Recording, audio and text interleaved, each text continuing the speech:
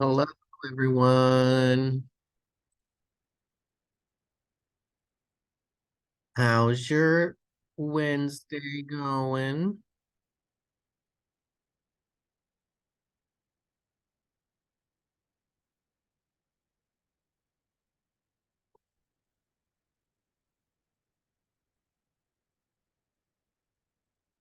Good. I've been very busy today. Very long. Yeah, me too. I've had a long day. All right. Um, no,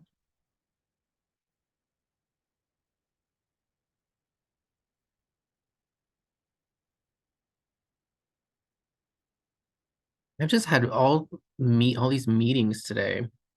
Like everything just happened at once. All the meetings happened today for some reason.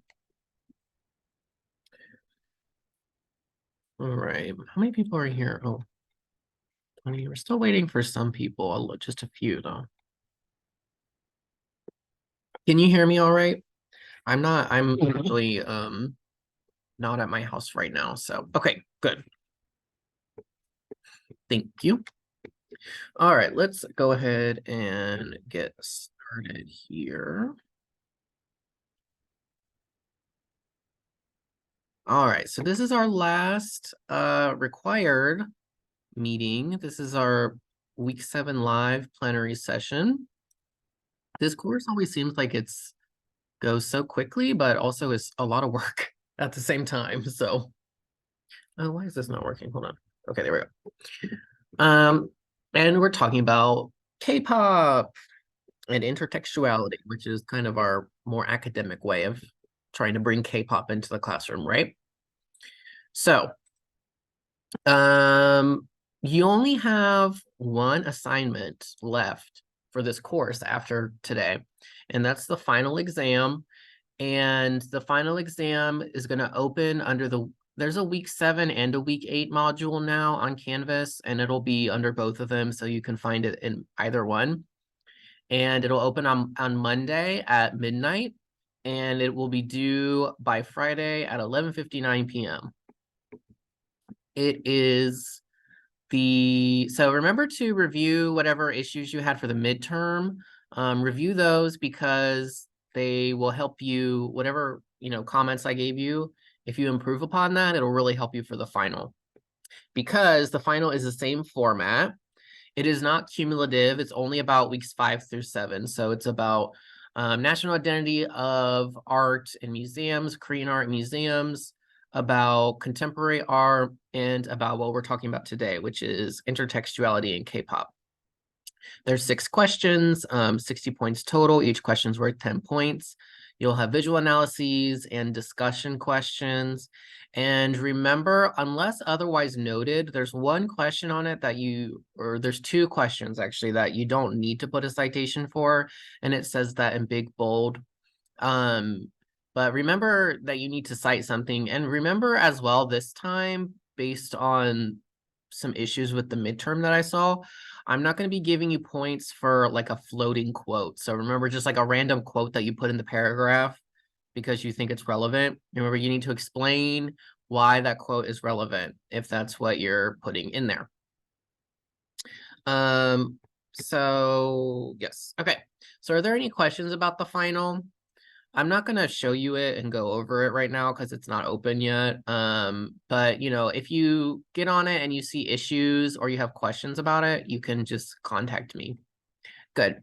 Yeah, if you were able to do the midterm, you should be totally able to do the final, I think. I think it'll be fine.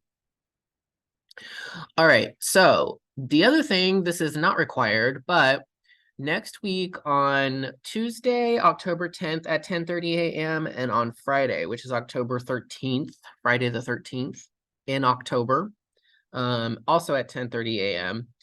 We have, excuse me, we have museum sessions that you can attend with me. I will be there.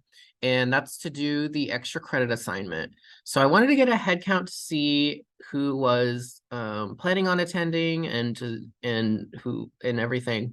So if you're planning on attending, or if you have any questions about this as well, if you're planning on attending on Tuesday, October 10th at 10:30 a.m., can you just put me in the chat right now? Okay, Sam, Luana, Marley. Okay. Tabitha, great. Ellie, Alex. Okay, great. Potentially Kevin. Yeah, you don't need to necessarily know right now, but I'm just trying to get an idea of how many students will attend and who will attend. All right, great. And so Friday, the 13th at 10:30 a.m. If you're planning on coming, please put me in the chat. Oh, good. Okay, Tanya, David, Olivia, possibly. Okay, sounds good. All right. Good. That will be a good size groups actually. Not too few, not too many. All right. So are there any questions about the extra credit? Okay, I think it's pretty straightforward. All right. Thank you.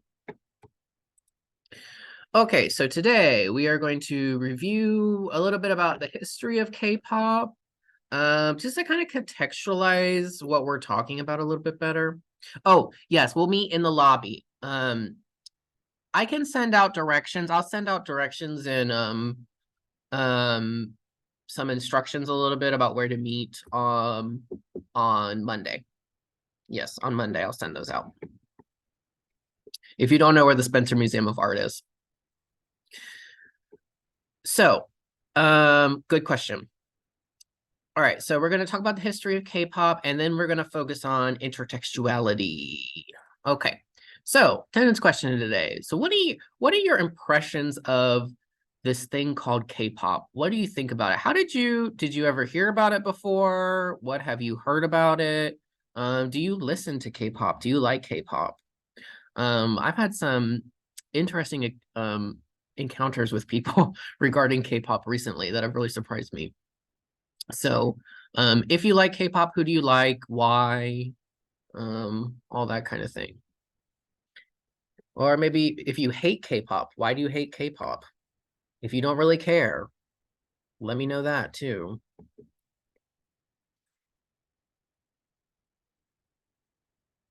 Yes, it is very visual, upbeat, and yeah, fans are weirdly obsessive. Yeah, the K-pop fandom is has a little bit of an ambiguous reputation, right? Of being a little bit too crazy, but also really dedicated.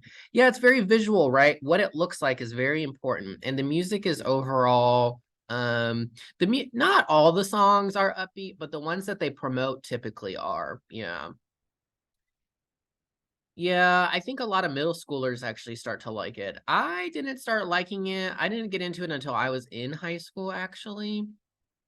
But I remember some people well, I remember I had one friend in middle school who did like it.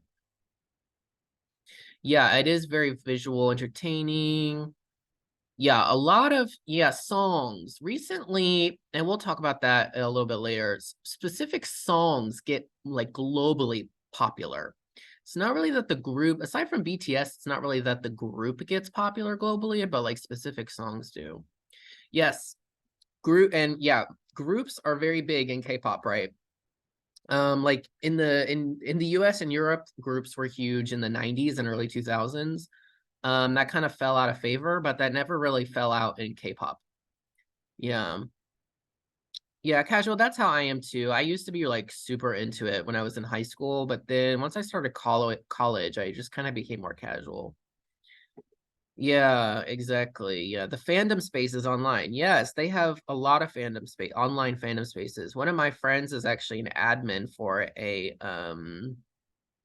what is that group called? NCT or something like that? Oh, I don't remember what that group is called, but I know she's an admin for one of the fandom groups. Yeah. Yes, there's lots of dance, like fan dance covers, right, of K-pop dances. K-pop dancing it's crazy.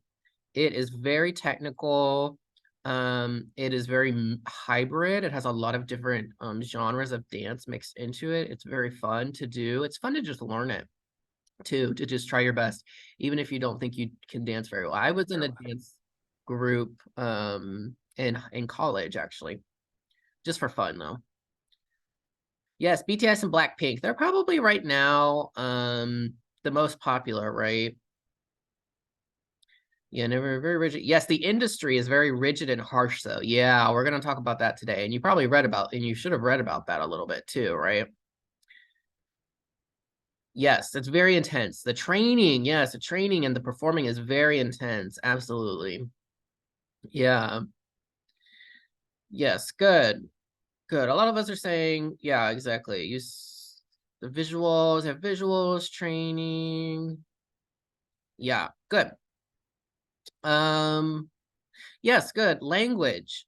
How language sounds. Language sounds different. So they do a lot of language mixing, right, in K-pop. A lot of Korean and English. There's some Spanish too nowadays. Korean and Japanese sometimes, and even Chinese now too. Yeah. Yeah. Oh, interesting. Yeah, there's in LA they have K-pop Con, I know, or K-Con. And I'm sure they have LA is like the center of K-pop in the US particularly. Yes, and photo cards. That's another huge visual thing, right?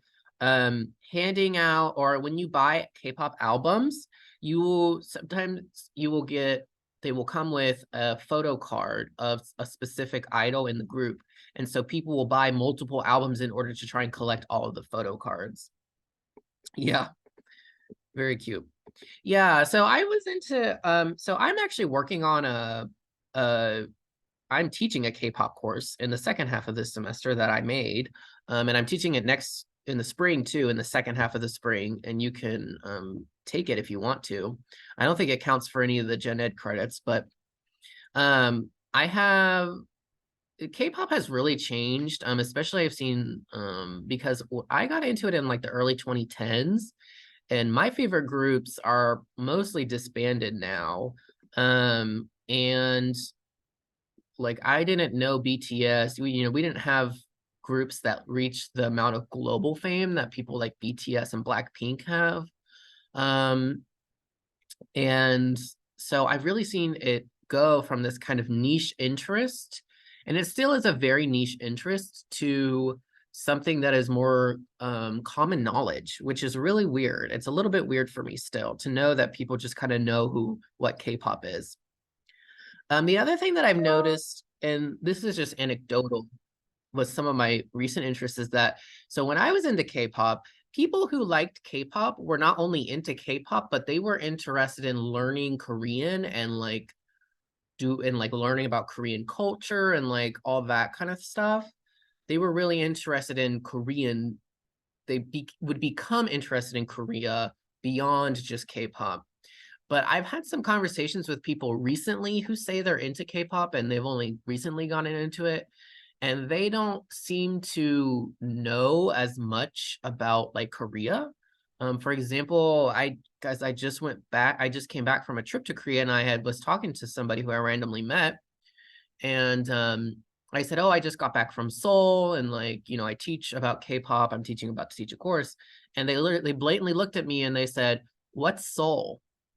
And I was flabbergasted that they just didn't know what that was, even though they liked K-pop. So it's really interesting. I don't think that's telltale of everybody, but it's interesting to see that would happen. So yeah, so there's a lot of different ways of defining K-pop though.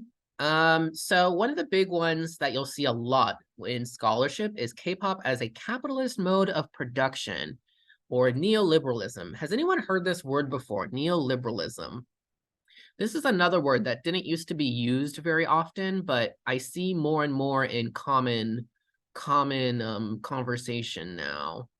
Yeah, I didn't know what this was until I was in my first master's degree in graduate school. I never even heard this in undergrad. So neoliberalism is this idea that a society, or this kind of belief within a society, that the more free or unregulated a market is, then the more free an individual is. So it's this belief in this close tie between an individual's freedom and the freedom of a market to do what it needs to do, or not do what it needs to do, but do what it wants to do, I guess. That's kind of the most basic definition. There's a lot of different things that go about it, right? But the idea is that unregulated market equals freer individuals, right? So you don't have to believe that. Actually, neoliberalism is something that people critique all the time. Actually, neoliberalism as an idea, the concept itself was formed to critique this phenomenon. But that's different from, so neo is new, right? So that's different from liberalism, which liberalism originally was this idea that kind of more like the government in an individual's freedom is tied to their ability to participate in the government or participate in, like, so democracy, right? So yeah. Yes, there you go. Thank you, Katie. That's also very helpful. Yeah, so this idea of the market market-oriented free reform, right? So focusing on the market rather than focusing on and allowing the market to kind of lead rather than the government in a lot of ways. Yeah, exactly. So because of that, that kind of outlook, you could say, there K-pop has really developed a specific type of training, right? Which we already have started to talk about, producing, advertising, right? The visuals, and performing, right? Which is current in Korea. What we'll kind of see though is that the music that the K-pop itself is not necessarily as popular, or ideas about K-pop are not as prominent in Korea. There's a discrepancy between what's popular in Korea and outside of Korea. And it is its own language in a lot of ways, right? Not only just with the fact that it has mixed up a lot of English and Korean and Japanese and Spanish and Chinese, but also the fact that it's kind of something you need to like learn how to understand it in some ways. Some people just get it, and other people it's something that grows on them, right? It's very genre fluid, right? So if you've ever listened to a K-pop song, it might have a lot of influences from everything from rock to hip hop to jazz to EDM to, you know, just regular popular music, everything like that. And as we said, it's very visual. So let's listen. So let's actually look at what popular music was before the 1980s. So where K-pop starts to come from. So originally what was popular music in Korea prior to the 1980s is something called trot or turotu, which is based on a Japanese style of popular music called enka. And I'm going to send you this. I'm going to be sending you links in the chat so you can watch these videos of people. Here, I'm going to send it to you. Send it now. Okay. So click on this link. Watch about the first minute of it. I've watched it so many times, so I already know. And then we can come back and be thinking about how would you describe the style of music? Like, what are some things you would say about it or you notice about it as you're listening?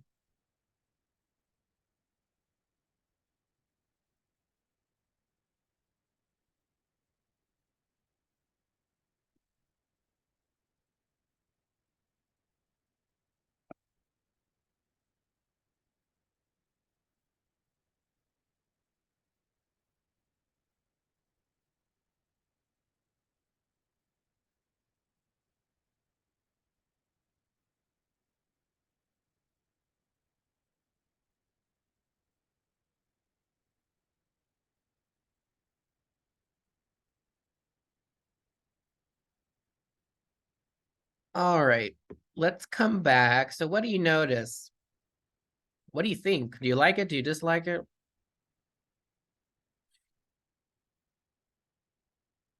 Interesting. Oh, I like that word. It's interesting.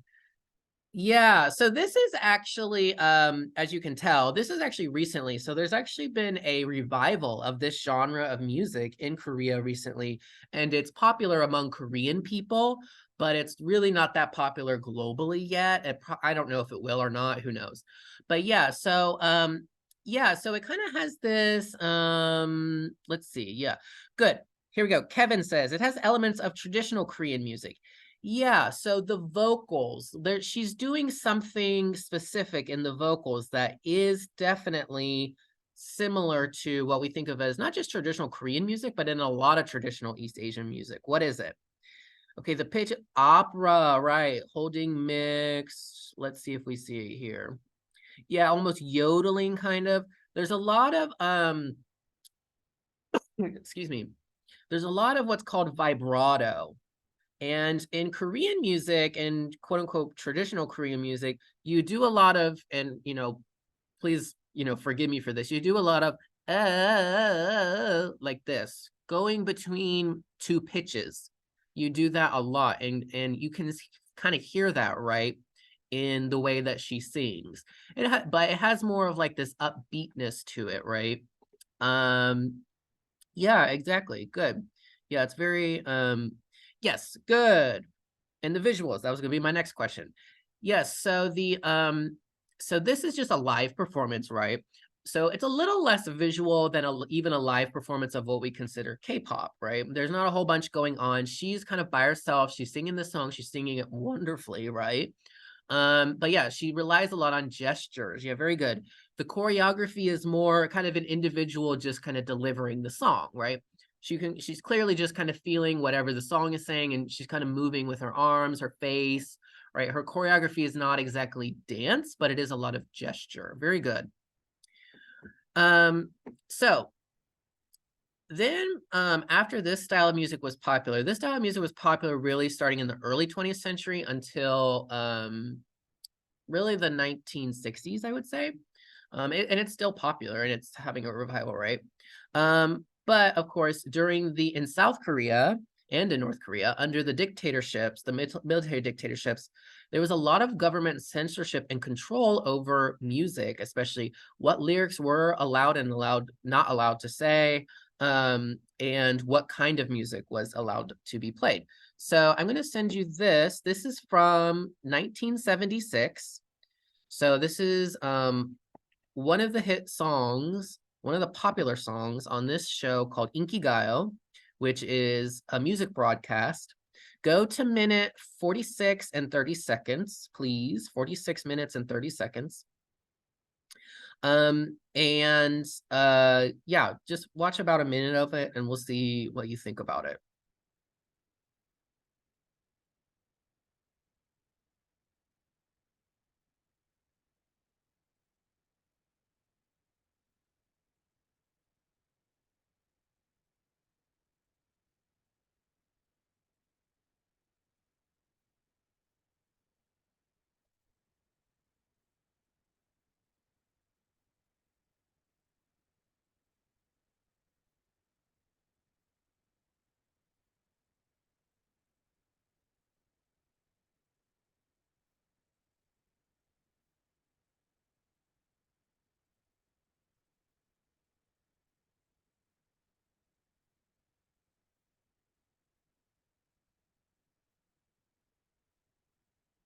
Good, okay.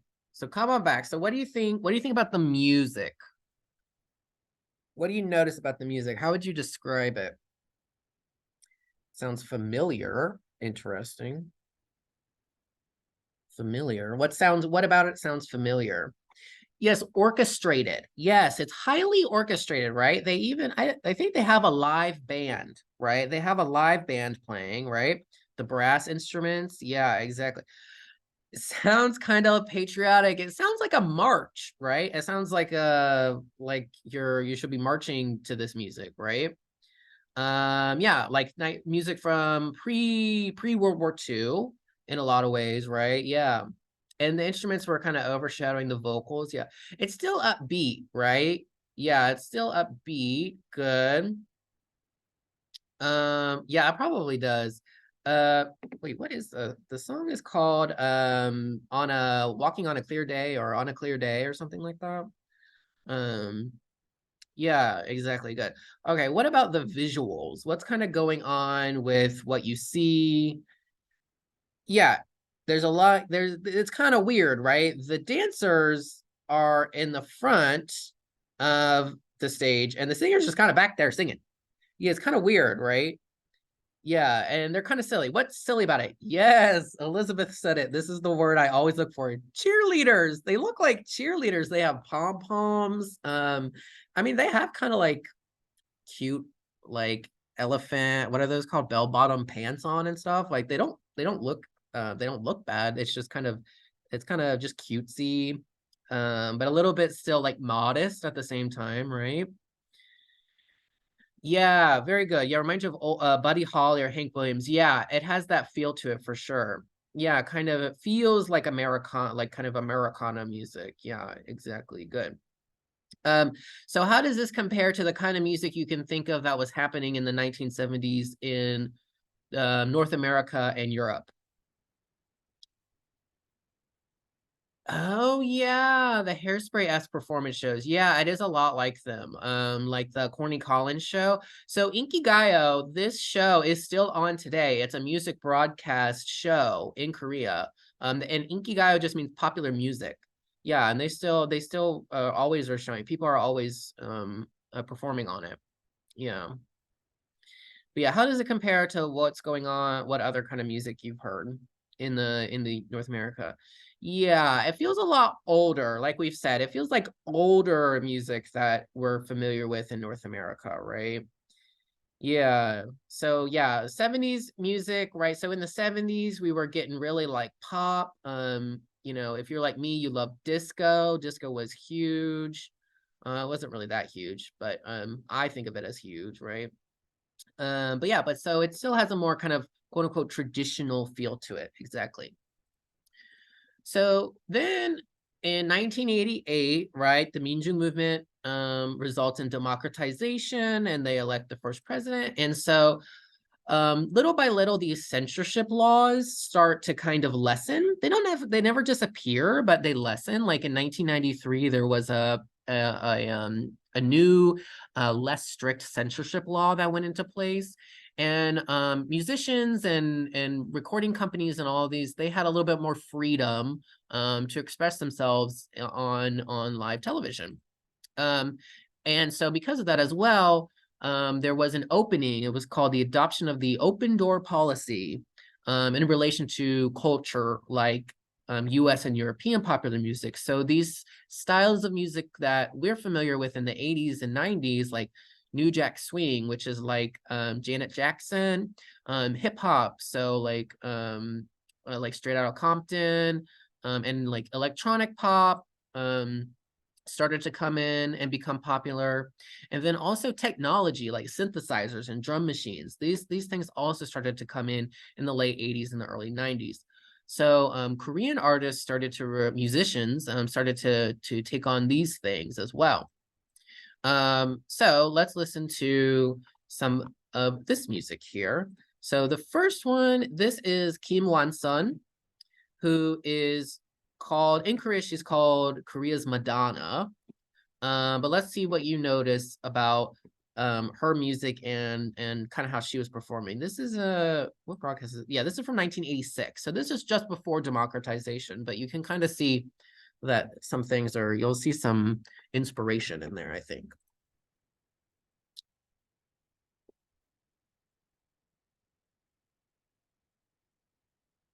Oops.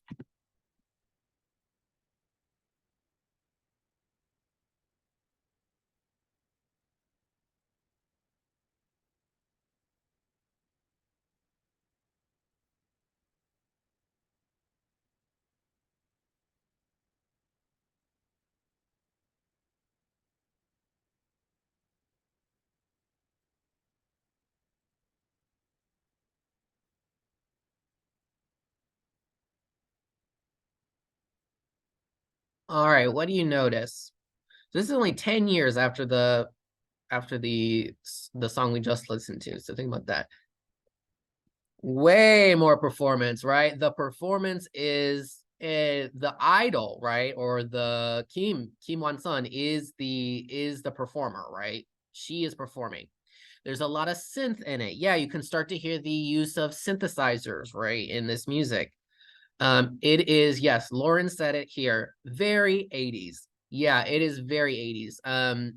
It to me it sounds very much like any 80s pop. I mean, obviously it's in Korean, but any 80s pop song in North America or Europe that you would hear, it sounds very similar. It has a very similar feeling to it. It's very produced, very much a show. Yeah, exactly. Yeah, her movements are very smooth and in sync. Very good. Yeah, exactly. And it is. It's very catchy. Yeah, it could air on MTV. Exactly. Yeah, it's very 80s. Yeah. What about the outfit she's wearing? What about let's talk about the visuals. What about the outfits that the not just the performance, but what she's wearing? Because I think that's, yeah, it looks like a prom dress. Yeah, it looks like an 80s prom dress. It's yeah, I could see I don't know if I could see Madonna wearing something like this. Madonna was always had a little bit more something risque to her, right?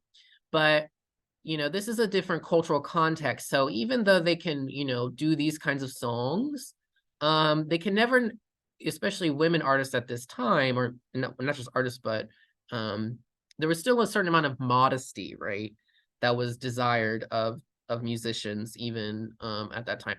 I mean, Madonna actually pushed the envelope, right? Um, if you think about some of the things that she sang about and the way she's appeared.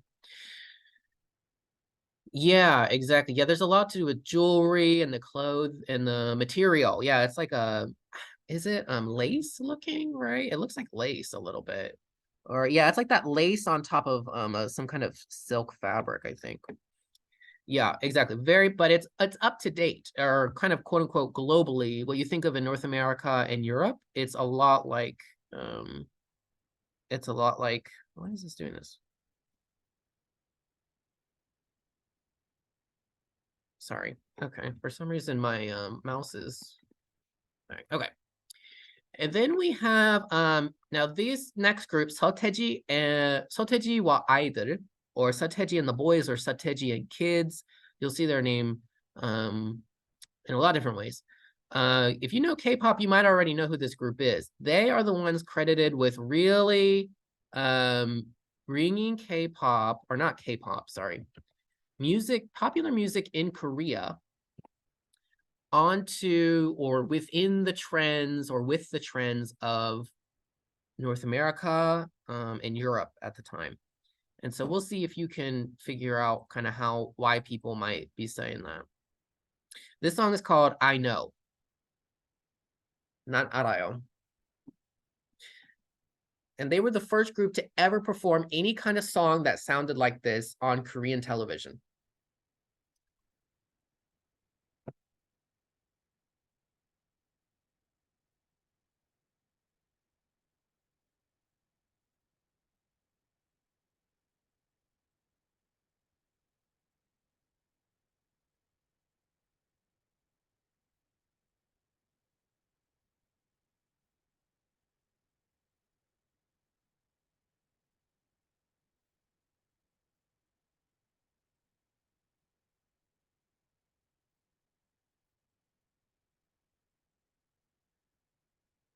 All right. What do we think here? Absolutely, Anna. Hip hop boy band. Absolutely. Hip hop boy band. Very NSYNC, very Backstreet Boyish. Yeah. Sounds very similar to, yeah, 90s, late 90s, 2000s rap. Yeah. The dancing is crazy, right? They're doing all sorts of things. So we have rap here. What genres do you hear in it? What kind of genres? Yeah. Hip hop, for sure. It's definitely hip hop. Hip hop and rap. Yeah, exactly. Um, Also, the beat is very New Jack Swing, which uh if you can think of like new Janet Jackson's Nasty Boys, if you know that song, sounds a lot like that. Um, Yeah, and it sounds really like similar to what's coming out of North America and Europe at the time. So they were actually, apparently they were specifically inspired, or so this middle guy here is Solteji in the yellow shirt, right? And he was a musician, but he was actually more into like the synthesizers and stuff, and then he was into hip hop. He wasn't into hip hop, whereas these other two in the back, they were into hip hop first. Yeah. So what about the visuals besides the dancing? What about what they're wearing or like how they act and like stuff like that? What do you think? Streetwear. Yeah, absolutely streetwear. Quote unquote street baggy clothes. Yeah, they are in the style of they got a lot of attitude. Yeah, absolutely. They're acting like they do, right? Good, exactly. Yeah. So they were the first group to do this. And yeah, they performed this song on a show. They performed this song in front of a table of judges, actually, before it was popular. And the judges actually told them that this music would never be popular in Korea. And they told them it was the worst kind of music they'd ever heard. And then they became the group that changed everything in Korean music. So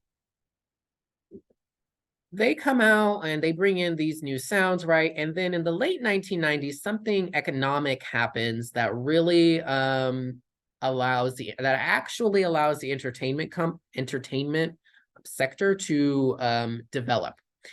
It was a bad thing. It was an economic crisis, but it actually kind of had, in hindsight, good repercussions for entertainment. And that is the International Monetary Fund crisis, or the IMF crisis of the late 1990s. What happened is all these nation states in Asia who were aligned with the US and they had been receiving loans from the US, defaulted on these loans. And they were because they were getting these loans, their home currency was being backed by the US dollar. And so their home currency's value dropped dramatically. It was in 1997, within a year. It actually started in Thailand and it made its way it happened in Japan, Korea, Philippines, all these places felt it. But actually Thailand and Korea kind of were the two that were the worst, or South Korea, I should say, had it the worst. So because of this reason, a lot of these companies had to start laying off their employees. People couldn't find jobs, especially if they had just gotten out of university. And so this idea of a secure job at the Jebar. Did you learn what Jebar was when we learned about Minjung? So Jebar is they're these large family-run conglomerate corporations. So they're these family corporations that have their hands in every little sector of the economy in South Korea. So Samsung is one of them. LG is one of them. Hyundai is a Chebar. So it's a family-owned conglomerate. And if you know anything about the history of them, they tend to pass down not CEO to CEO, but father to son. It's kind of, a little bit weird, but I mean, that does happen in other places all over the world, right? And so the dream was that everyone would get a secure job at one of these financially successful and promising companies. But of course, those dreams for many people became nightmares, really. And so because of that, the entertainment industry was on the rise as a valid economic opportunity for individuals. So there's kind of this crisis lead to opportunity. And that's how we get to, in the 2000s, the Korean wave, or Hallyu. And so this is the expansion of Korean entertainment into industries outside of South Korea. So it's important to understand this is to the outside. This isn't really within Korea, although all of these artists or whatever, these, K-dramas, K-pop, right? They are popular in Korea, but the point is that Hallyu as an idea is about expanding it outside of Korea. And so, it's anything that we call K culture. So nowadays we have K food, K fashion, K tourism. In the early 2000s, it was mostly K drama, film, and K pop. And it started in the 2000s with Asian countries, not with North America and Europe, or Middle East and South America are huge now for Korean wave. But it started in Japan, really, with this drama called Winter Sonata. And it was huge. And this actor, I don't remember his name at the moment, he was huge in Japan. Like all these Japanese old ladies would line up in fan groups to meet him and stuff like this. But eventually it became popular in China, Vietnam, Thailand, Philippines, whatnot as well. So it's during this time that the entertainment industry, of course, becomes more of a promising economic opportunity. And that's when we get the idea of becoming a K-pop idol. Becoming an idol becomes an actually valid idea, or a kind of a supported idea as a career path for for individuals in South Korea. So how does that happen? Well, there's scouting by the companies, right? So you read about in O's article, Oh Yoo-jung's article, right? About these companies, they go out and how do they scout? What does Oh Yoo-jung say about the way that they scout for individuals? Do you remember? Yeah, she says pretty faces. She says pretty faces. That's why I want to bring this up. Personally, and I think a lot of people who like K-pop would and know a lot about it would agree with me, I think this is over exaggerated in her chapter. So yes, they look for attractive people, but for example, this example I have here, her name is Minji. She's from a group, my favorite group, To Anyone, and she was actually already a trained dancer when she was scouted by YG Entertainment. So yes, pretty faces, but they do look for people who already have dancing experience, dancing and singing experience, and musical backgrounds already. So I think the stereotype is they go out in the street and they say, oh, you're attractive, why don't you become a K-pop idol? It's not true. It's just an exaggeration. They hold auditions and things like that. But attractiveness is definitely something that they pay attention to. Yeah, so who are these people? They are, children, right? Preteens, so, or younger, right? So Minji, in this case of Minji here, I'm going to ask you a very simple math question. So don't think about it too hard. She debuted in 2009. She was contracted with YG Entertainment to become a K-pop idol in 2005. She was born in 1994. How old was Minji when she started training to become a K-pop idol? 11. Yes, exactly. 11. So, oh, yes, she was 11 years old when she was contracted, right? So, and then she trained for another basic math question. How many years? She was contracted in 2005 and debuted in 2009. 4 years. So she would have been 15, right, when she actually debuted. So, and that's not even guaranteed, right, for someone who's an 11-year-old to get into this contract, and it's not even guaranteed. So can a child enter into, even in South Korea, can a child, an 11-year-old, enter into a contract with a corporation?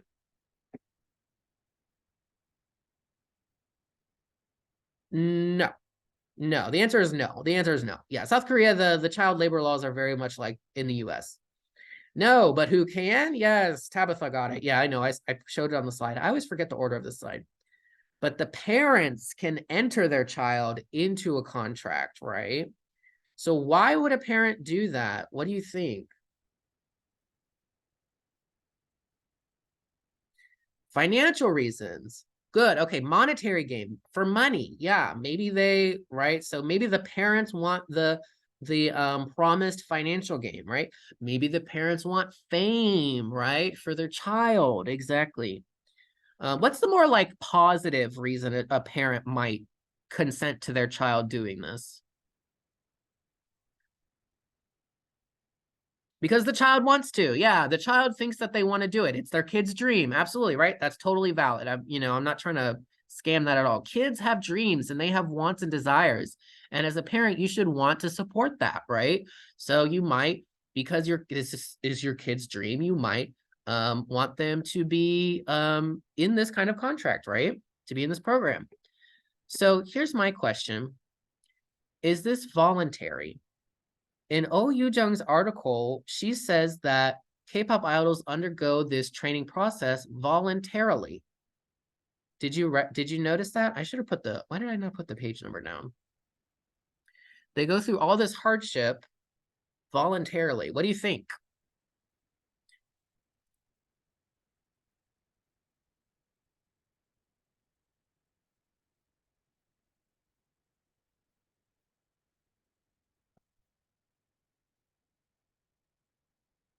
Can a child do anything voluntarily like this? No, not really, right? Yeah.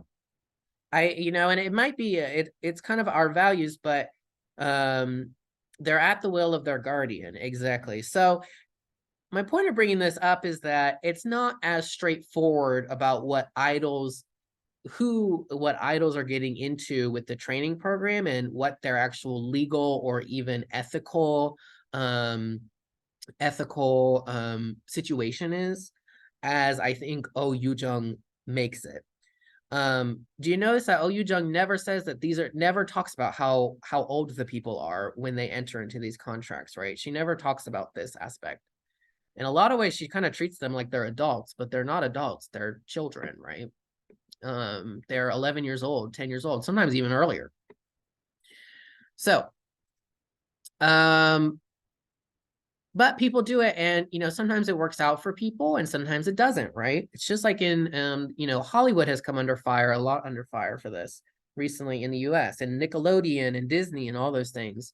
A lot of people who are my age, who were child stars or a little bit older than me, are coming forward about their stories, right? So jumping ahead, so in the late 2000s and 2010s, then there's a platform online that really helps catalyze the global expansion of K-pop. And it's a platform that we've been using in this course. And what do you think it is? Yeah, I mean, even in this decade, when we look back to the 2000s and 2010s and think about history, YouTube is one of the primary agents in the way history has gone this past decade. Yeah, YouTube. So how did it change? What were some things that YouTube allowed K-pop groups or K-pop companies to do that they weren't really able to do prior to YouTube? What were some of the things that started to happen, started to be viable? Or how did it change? Good. Yes. So more and more people could upload. So number one, K-pop groups and companies could upload their performances of songs. They could upload their songs, right? And then people could respond to them by making their own versions of the performances, by copying the performance and doing a cover, right? Good. Yes, behind the scene footage. Now you get even more content about the group. Exactly, right? You can see what they're doing beyond just the music video or the performance. It allowed the visuals and the graphics to become a major component of the culture, right? Yes, you could easily communicate with people worldwide. Anyone could access it. Exactly. Yeah. Edit it quicker. I don't know if you could edit it quicker, but you definitely could spread it more efficiently, right? And then yes, further monetization. Absolutely. So I don't know when YouTube monetization started, but yeah, it's another financial avenue, right? You can get money from ads by playing on YouTube, right? Yeah, so these are all things I had. I think one thing that was really big and we kind of forget about is this combination of the music video and record release that didn't used to happen. Oh, okay, yeah. So 2007 is when this, so very early on, from almost from the get-go, right? Yeah, so the combination of music video and record release, that didn't really happen until YouTube. Not a whole lot, right?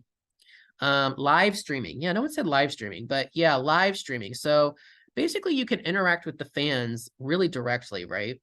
And fans can respond. Oops, sorry. And fans can respond. There we go. And then that's when we get to these songs, this kind of phenomenon, right, that we've had in the 2010s with Gangnam Style in 2012. Which was really the first K-pop song. I mean, I was in high school. This is the first K-pop song that was ever played on radio in, I think, in the US for sure. Probably anywhere globally, the first K-pop song out to be played on the radio outside of Korea or Japan, or anywhere in Asia.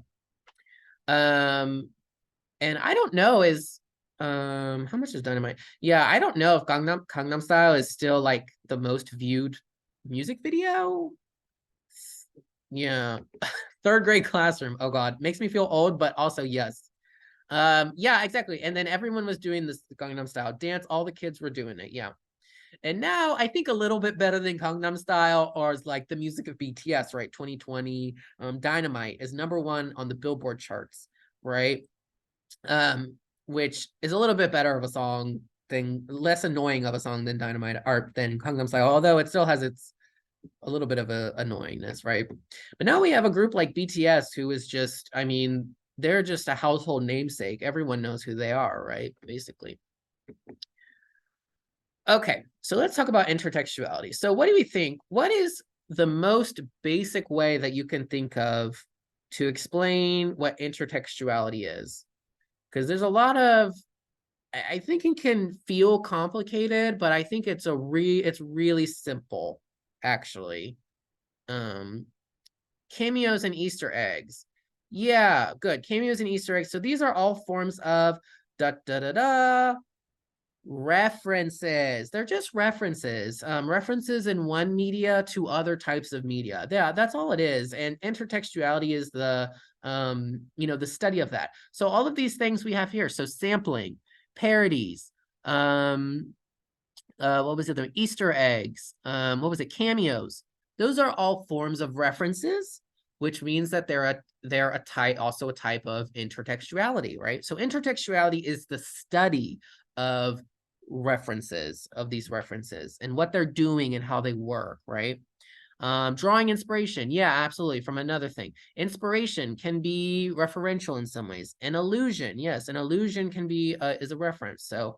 So don't overcomplicate it. It's just references, right? So that's just the more common word.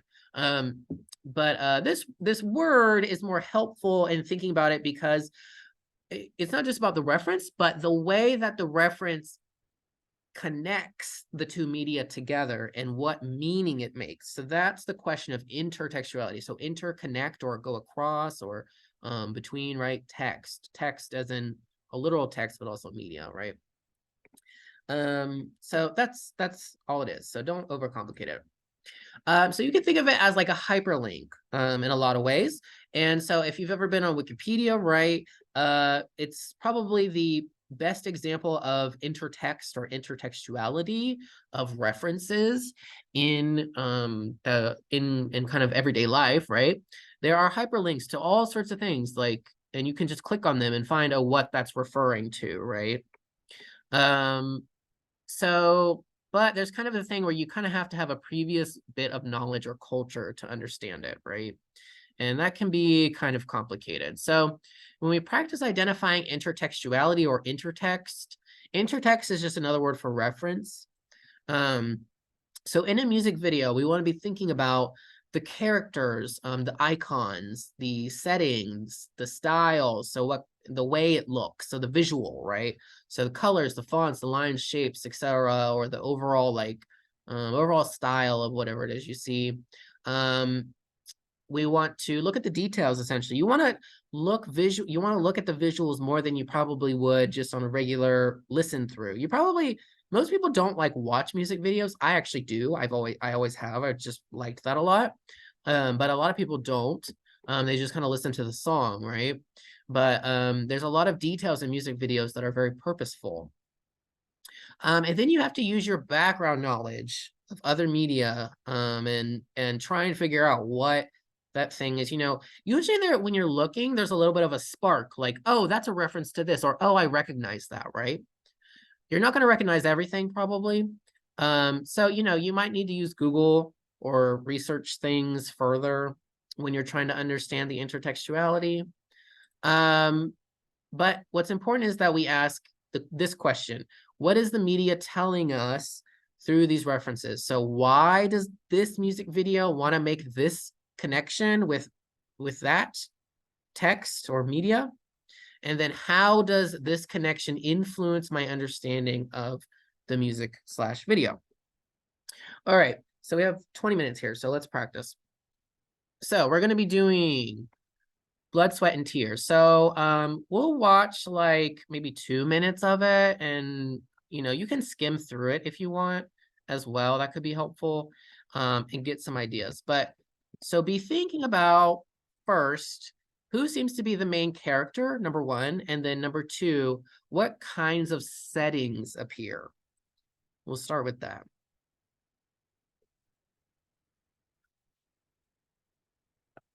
Maybe watch like the first 2 minutes and then like the last minute. It doesn't start until like 20 seconds too, by the way.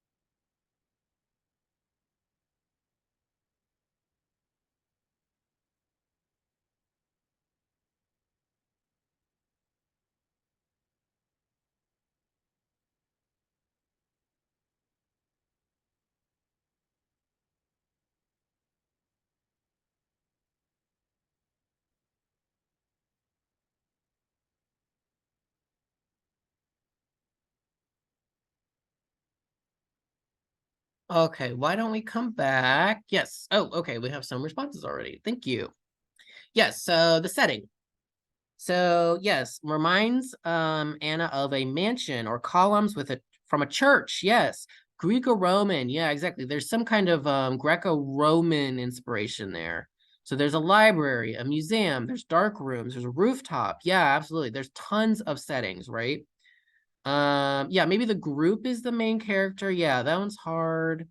Yes, the creation of Adam shows up in one of the sections. Yeah. It's an art museum. The Rococo style room. Yes, you have it better than me, Ellie. I think I put Baroque. But yeah, I think it's Rococo. Yeah, maybe the main character changes. Uh-huh. Yeah. Art. There's a lot of art. Yeah, that's why we picked this one. Because there's so much art in it. Yes, you see Pieta. Michelangelo's Pieta is also in there, right? Exactly. Yeah. Yeah, okay. So I think there is a main character, but it's hard to pick out. So yeah, so let's start with this. So we have this kind of museum setting, this Greco-Roman kind of classical Greek revival setting here, right? And how does it play into, so why would they pick this kind of setting? What do you think? What kind of So we can talk about this. There's this one, and then there's this modernized. Actually, my advisor said Baroque, but it's probably Rococo. This kind of modernized Rococo or modernized Baroque settings, right? So why would they want to, what are they kind of evoking, or what are they kind of trying to tell you by using these kind of stylistic references in the settings? What do you think? There's no right or wrong answer. It's just what you think. So richness, high class, very classy. Yeah, very high class. Yeah, okay. Luxury, yeah, maybe luxury. Wealth and power elevated in a society. Yeah, sure. Yeah. Okay. Um, there we go. Prestige, education, and wealth. Does it point to any particular kinds of like culture? What kind of culture is this? European. Yeah. So that's something we want to pay attention to, right? So that's a kind of a question we should ask. Why would a K-pop group have this very stereotypically like European setting and these European artworks? Why would they have all these going on in this music video? Why would they do it? Yes, that's what we were. Yeah, French 17th. So that's Rococo, right? I don't know anything about European art, so don't ask me.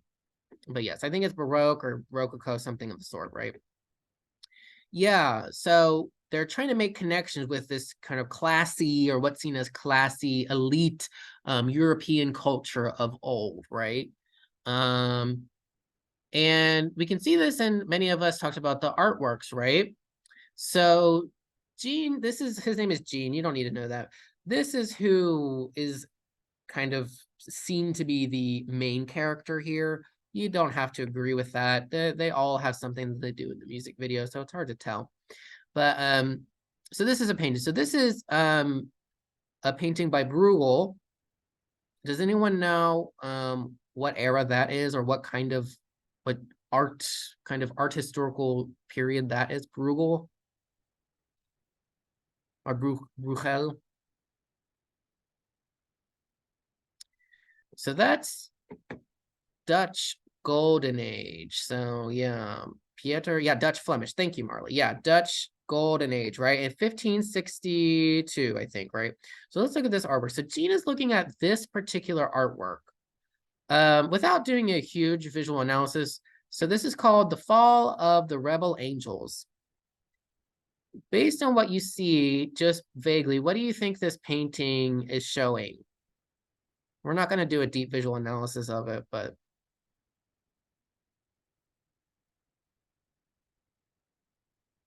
so chaos within a battle. A battle between what? There's definitely a battle going on. There's definitely a castle. Fallen angels, yeah. But heaven and hell, right? Angels and evil. The chaos of a sin, yeah. Angels and demons. Yeah, exactly. So notice how like up here it has a little bit brighter of color, right? And you can see these people in white, right, are dressed like this. And there's someone here in the middle, right? And then below it's kind of chaotic. There's a little bit of violence kind of stuff going on. Yeah, you didn't need to know that right off the bat. But yeah, so we have heaven and hell. Oh, I totally get it, Gabby. It happens to me every time. Yeah, so this here in the center is the archangel Michael with a sword. And then there's all these good angels who are around right in the back. So Gene is the character. He's looking at this painting. Why might he be looking at this painting? What do you think?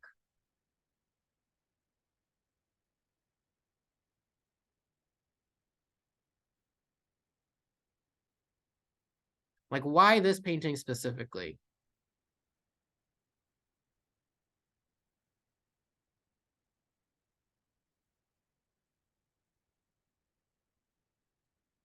Oh, yes, good. Yeah, the painting is like a reflection of whatever his conflict is in the character, right?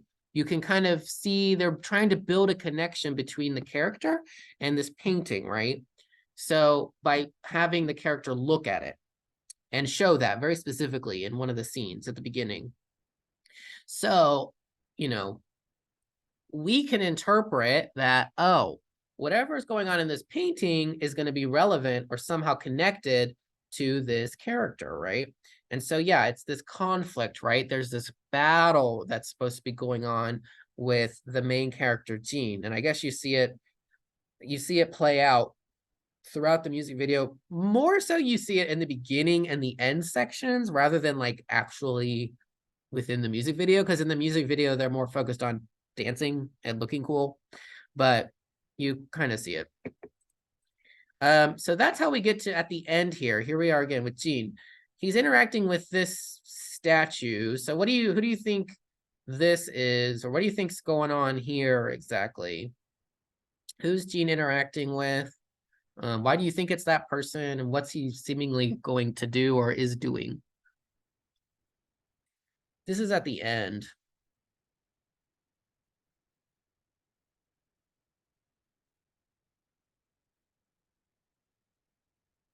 Yeah, it's like Lucifer or like one of the fallen angels. Yeah, because of the black wings, right? Exactly. The dark wings kind of suggest that it's more like a fallen angel, right? Or evil rather than good. Yeah, exactly. Very good. And what does Jean seem to be doing with this fallen angel? And what can we kind of interpret from the fact that that's what he's doing with it? Leaning in for a smooch, absolutely. He seems like he's caressing it, he's touching it, look. I don't know if I can't remember if he actually does kiss it. I don't think he does, but it looks like he's about to.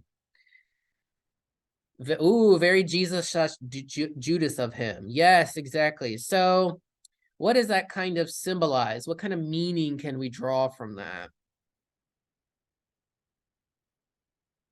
Intimate or in love? Intimate or in love with what?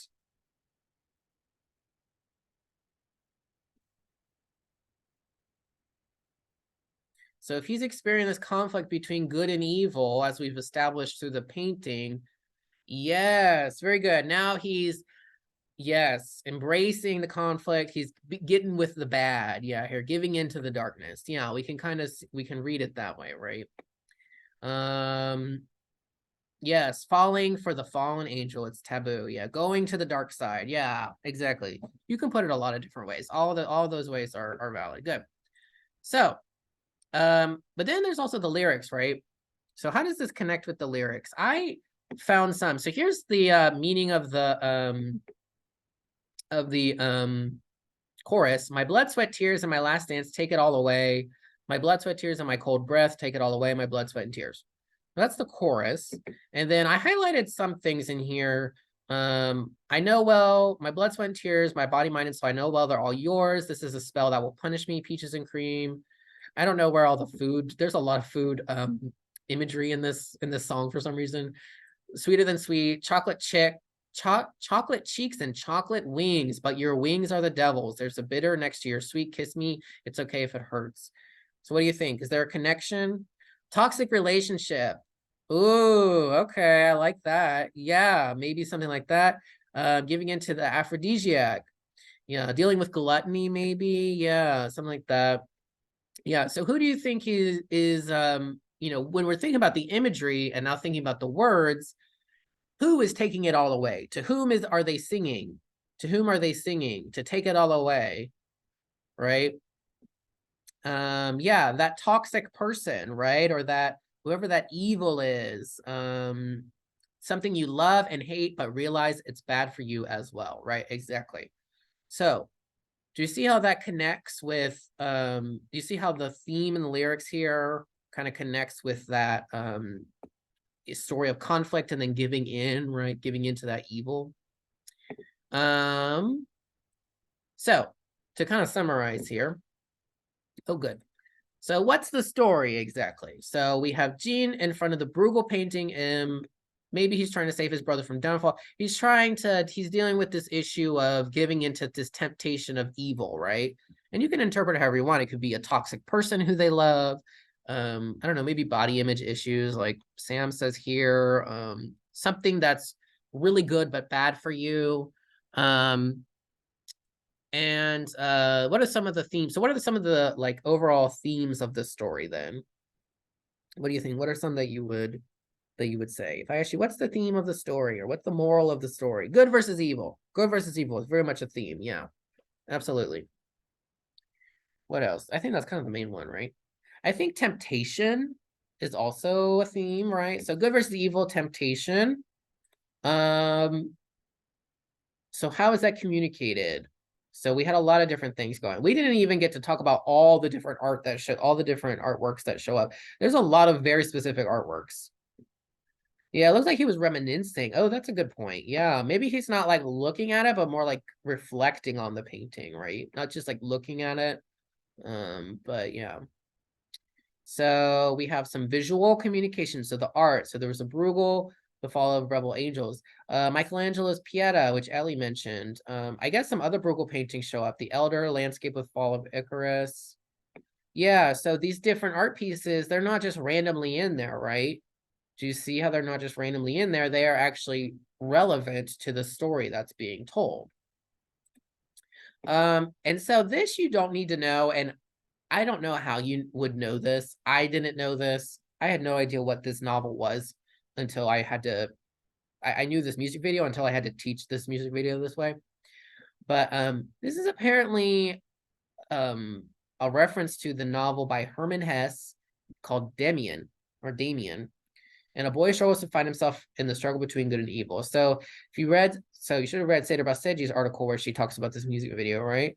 And that's what she labels it as a literal reference to. So you know, yeah. So Jean ends up kissing the angel with black wings, chooses what seems to be good, but is evil inside, right? But is actually evil, right? Good.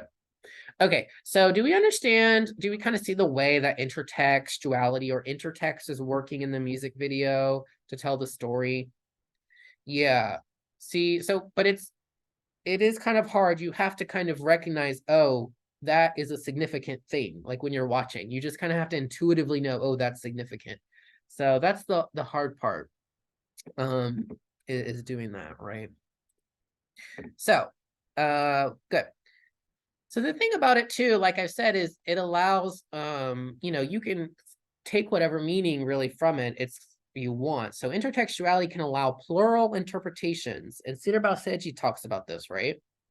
So why are there so many European or Christian references? Why do you think the European or Christian references show up in this music video?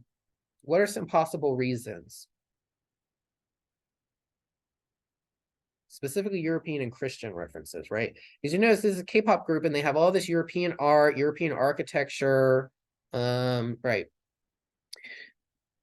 Good. So because they're popular in Western religion, yes. So I mean, yeah, Christian references are pretty globally known in a lot of ways sometimes, right? Yeah, so this is kind of the big one, right? To appeal to that audience. Maybe they want to appeal to a more European or Christian-based audience, right? So not necessarily Christians themselves, but people who are familiar with references to Christian symbols like the artworks, right? Good. Or it can just be for the aesthetic. Maybe there's just something they like about the way that it looks, right? And it makes it look interesting. So that's what they do. Good. So yeah, so the number one thing is it develops the story, right? Or at least that's one of the number one things. So that's how we develop the story of good and evil through these references. But yeah, it helps them connect to quote unquote Western audiences who would be familiar with these references, right? And then there's actually another one, which I didn't know this until I taught this, and like last time I taught it, someone told me that Demian, and I think this is actually I don't think this is in Cedar Balsegi's article because I would have picked up on it, but Jean actually in the myth or like world of BTS and like the fandom, the mythology of the group, Jean and Damien are often like compared to each other. Like I guess there's some kind of other stuff and other music videos and like texts and stuff about Jean that compare him with Demian. So within the fandom, it helps them develop this kind of myth around around the group as well.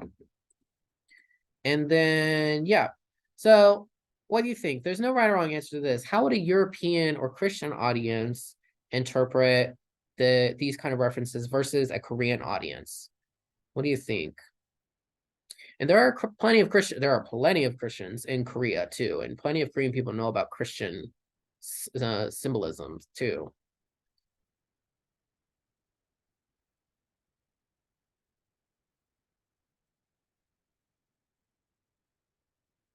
Yeah, so, in kind of the most negative light, a Christian might someone who is, very devout Christian or very, practicing Christian, they might find this kind of blasphemous in some way.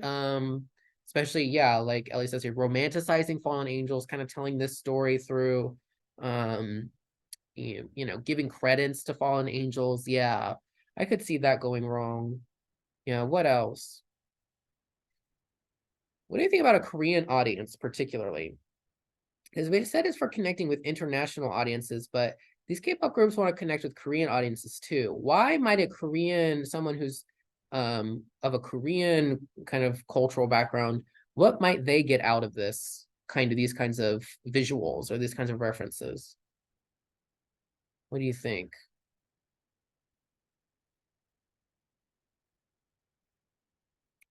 So, did I have? I think it kind of serves to be a little bit exotic in a way, right? So it's kind of something that's not Asian, visibly Asian. So there's something called Orientalism and Occidentalism, if you ever heard of it. And so it's kind of like this exoticization of Western culture in a lot of ways, right? Now it doesn't carry the same meaning of exoticism in the sense that Western people are marginalized because of it, but rather in the aesthetic sense of it seems like it's the other, right? And so it's aesthetically pleasing me because of that. Good. All right. So if you need to go, you can go. But yeah, so what do you think? Is intertextuality helpful or not helpful? I'm not sure. I tend to think that it's kind of overcomplicates things. But it is pretty fun to talk about it and learn more about it. So great. So last things are final on Monday, and I will see those of you who come to the museum sessions at those museum sessions next week as well. Thank you.